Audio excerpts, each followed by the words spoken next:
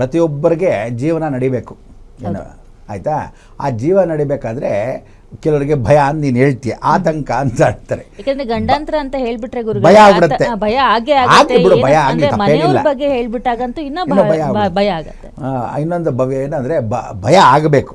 ಭಯ ಆದ್ರೇ ಜಗತ್ತು ಜೀವನ ಏನು ಅಂತ ಅರ್ಥ ಮಾಡ್ಕೋಬೇಕು. ಅಂದರೆ ಭಯ ಪಡಿಸೋಕ್ಕೆ ಒಂದು ಸೂಕ್ಷ್ಮವಾಗಿರ್ತಕ್ಕಂಥ ಸೂತ್ರಧಾರ ಭಗವಂತನೂ ಇದೆ. ಇವಾಗ ನಮಗಿಂತ ಭಗವಂತ ದೊಡ್ಡವನು, ಅವನು ಹುಟ್ಟಿಸ್ದೇ ಅವನು ಉಳ್ಳು ಮೇಯಿಸದೇ ಇರಲ್ಲ, ಏನಾದರೂ ಒಂದು ಪರಿಹಾರ ಕೊಟ್ಟಿರ್ತಾನೆ. ಆ ಪರಿಹಾರ ಮಾಡ್ಕೋಬೇಕಾದ್ರೆ ನೋಡಿ, ಇದೇ ನಿಮ್ಮ ಪ್ಲಗ್ಗು ಪಿನ್ನು ಅಂತ ಹೇಳಿದಾಗ ಅವರವರ ಮೊಬೈಲ್ನ ಅವರವರೇ ಚಾರ್ಜ್ ಮಾಡ್ಕೋಬೇಕು. ಸೊ ಆ ಕರ್ಮಗಳನ್ನು ಪರಿವರ್ತನೆ ಮಾಡ್ಕೊಳ್ಳೋದೇ ಕರ್ಮಣ್ಯವಾಧಿಕಾರಸ್ಯ ಮಾ ಫಲೇಶು ಕದಾಚಾರ, ನಂದಲ್ಲ ಎಲ್ಲ ನಿಂದೆ ಅಂತಾನೆ ಭಗವಂತ ಕೃಷ್ಣ ಪರಮಾತ್ಮ. ಹಾಗೆ ನೀವುಗಳು ಮಾಡ್ಕೋಬೇಕಾದ್ರೆ ಈ ಸಲ ಪರಾಭವ ನಮ್ಮ ಸಂವತ್ಸರದ ಅಧಿದೇವತೆಯೇ ಜ್ಞಾಪಕ ಇಟ್ಕೋಬೇಕು. ಈ ಸಲ ದೊಡ್ಡ ಪರಿಹಾರ, ಯಾವುದೇ ಧರ್ಮವಾಗಲಿ, ಯಾವುದೇ ನಕ್ಷತ್ರ ಆಗಲಿ, ಯಾವುದೇ ರಾಶಿ ಆಗಲಿ, ಮೂಲ ಪರಿಹಾರನೇ ಜ್ಞಾಪಕ ಇಟ್ಕೋಬೇಕು. ಪರಾಭವ ಅಂದರೆ ಸೋಲು.